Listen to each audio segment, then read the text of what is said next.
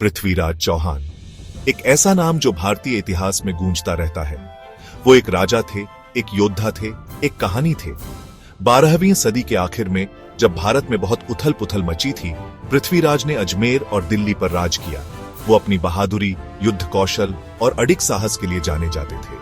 उनका जीवन दुखद रूप से छोटा रहा, लेकिन उनकी कहानियां आज भी लोगों को हिम्मत और शौर्य की प्रेरणा देती हैं। पृथ्वीराज की कहानी सिर्फ लड़ाई और जीत की नहीं है। ये कहानी है प्यार, वफादारी और मुश्किलों से लड़ने की।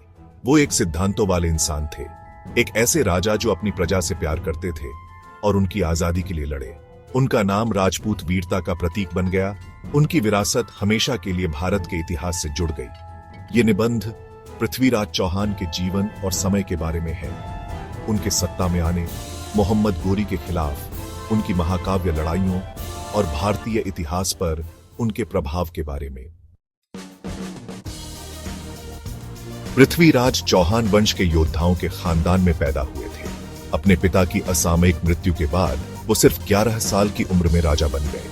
इतनी कम उम्र में भी पृथ्वीराज ने अद्भुत साहस और नेतृत्व दिखाया। उन्होंने जल्दी ही खुद को एक कुशल शासक साबित कर दिया, अपनी शक्ति को मजबूत किया और अपने राज्य का विस्तार किया। पृथ्वीराज के शुरुआती सैन्य अभियान उनकी रणनीतिक प्रतिभा और अटूट दृढ़ संकल्प से भरे थे। उन्होंने कई हमलों को सफलतापूर्वक रोका, अपनी सीमाओं को सुरक्षित किया और पड़ोसी राज्यों का सम्मान अर्जित किया।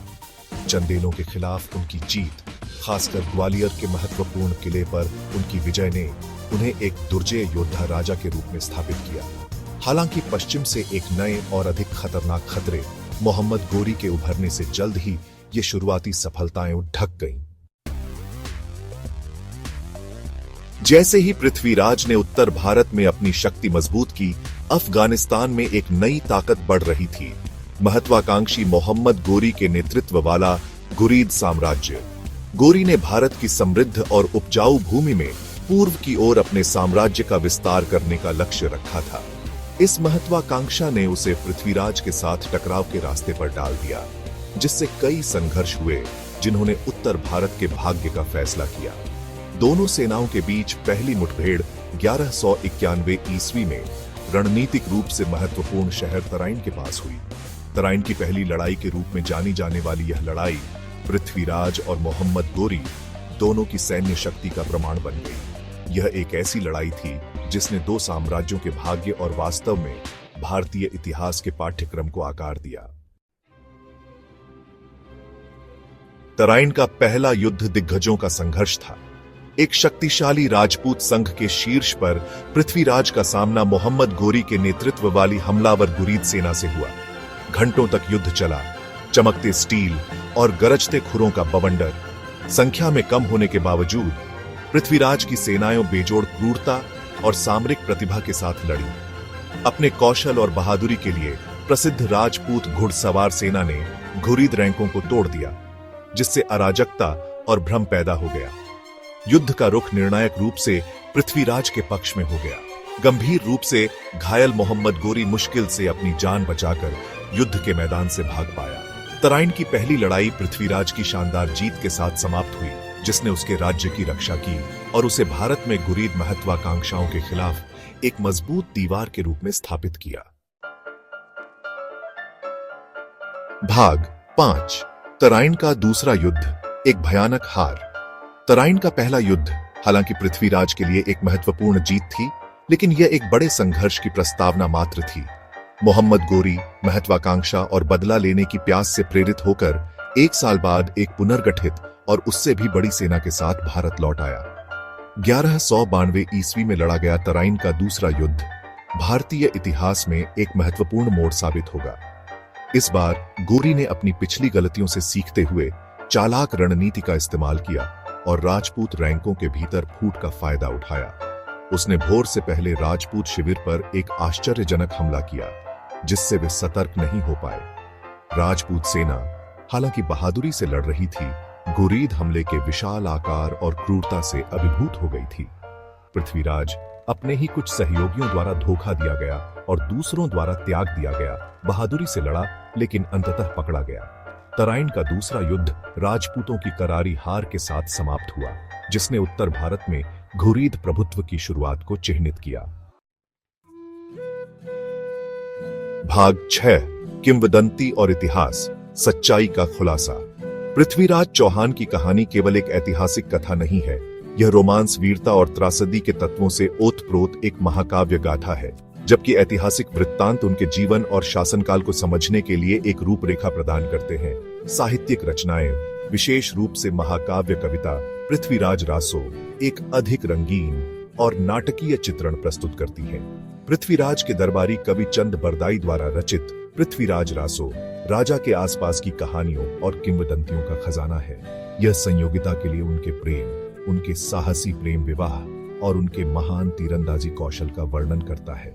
जबकि रासो जानकारी का एक मूल्यवान स्रोत है, लेकिन इसे एक समझदार नजर से देखना आवश्यक है, काव्यात्मक अलंकरणों से ऐतिहासिक तथ्यों को अलग करना। बहरहाल, रासो और अन्य साहित्यिक रचनाएं पृथ्वीराज की कथा को जीवित रखने में महत्वपूर्ण भूमिका निभाती है, जो उनके साहस और शिष्टता की कहानियों से पीढ़ियों को प्रेरित करती है। भाग 7 लोकप्रिय संस्कृति में पृथ्वीराज एक अमर नायक। पृथ्वीराज चौहान की कहानी इतिहास, रोमांस और त्रासदी के मिश्रण के साथ सदियों से कलाकारों और कहानीकारों की कल्पना को मोहित करती रही है। उनके जीवन और कारनामों को साहित्य, रंगमंच, सिनेमा और टेलीविजन की अनगिनत कृतियों में अमर कर दिया गया है। प्रत्येक पीढ़ी ने अपने समय के लिए उनकी कहानी की पुनर्व्याख्या की है। पारंपरिक लोकगीतों और नाटकों से लेकर आधुनिक फिल्मों और टेलीविजन श्रृंखलाओं तक पृथ्वीराज चौहान भारतीय लोकप्रिय संस्कृति में एक लोकप्रिय और स्थायी व्यक्ति बने हुए हैं। उनकी कहानी दर्शकों के साथ प्रतिध्वनित होती रहती है। देशभक्ति की भावनाओं, उनकी बहादुरी के लिए प्रशंसा और उनके दुखद भाग्य के प्रति सहानुभूति को प्रेरित करती है। लोकप्रिय संस्कृति में पृथ्वीराज चौहान की स्थायी लोकप्रियता एक राष्ट्रीय नायक, साहस, प्रतिरोध और भारत की स्थायी भावना के प्रतीक के रूप में उनकी स्थायी विरासत का प्रमाण है। भाग 8 पृथ्वीराज चौहान का महत्व, इतिहास में एक महत्वपूर्ण मोड़। पृथ्वीराज चौहान का शासनकाल अपेक्षाकृत छोटा होने के बावजूद भारतीय इतिहास में एक महत्वपूर्ण काल का प्रतीक है। तराइन के दूसरे युद्ध में उनकी हार और उसके बाद दिल्ली सल्तनत की स्थापना ने भारतीय उपमहाद्वीप में एक नए युग की शुरुआत की। घुरीद आक्रमण के खिलाफ पृथ्वीराज के वीरतापूर्ण प्रतिरोध ने, हालांकि अंततः असफल रहा, भारत की सामूहिक स्मृति पर एक अमिट छाप छोड़ी। वह राजपूत वीरता और विदेशी आक्रमणकारियों के खिलाफ हिंदू प्रतिरोध का प्रतीक बन गए। उनकी कहानी बाहरी खतरों के सामने एकता, रणनीति और सतर्कता के महत्व की याद दिलाती है। बदलते राजनीतिक परिदृश्य के बावजूद पृथ्वीराज चौहान की विरासत भारतीयों की पीढ़ियों को प्रेरित करती रहती है। उन्हें उनके समृद्ध इतिहास, सांस्कृतिक विरासत और उनकी स्वतंत्रता और स्वतंत्रता की रक्षा के महत्व की याद दिलाती है। भाग 9 निष्कर्ष, एक योद्धा राजा की विरासत। पृथ्वीराज चौहान का जीवन, हालांकि दुखद रूप से छोटा रहा, साहस, नेतृत्व और अटूट दृढ़ संकल्प का प्रमाण था। वह एक राजा था जो अपनी प्रजा से प्यार करता था, एक योद्धा जिसने अपने राज्य की वीरता से रक्षा की, और एक ऐसा व्यक्ति जो अपने सिद्धांतों के अनुसार जिया और मरा। उनकी कहानी इतिहास और किंवदंती का मिश्रण मोहित और प्रेरित करती रहती है। उन्हें न केवल उनकी सैन्य उपलब्धियों के लिए, बल्कि उनकी शिष्टता, संयोगिता के प्रति, उनके प्रेम और विपरीत परिस्थितियों में उनकी अटूट भावना के लिए भी याद किया जाता है। पृथ्वीराज चौहान की विरासत समय की सीमाओं को पार करती है, हमें मानवता की अदम्य भावना और साहस, बलिदान और अपनी भूमि के प्रति प्रेम की स्थायी शक्ति की याद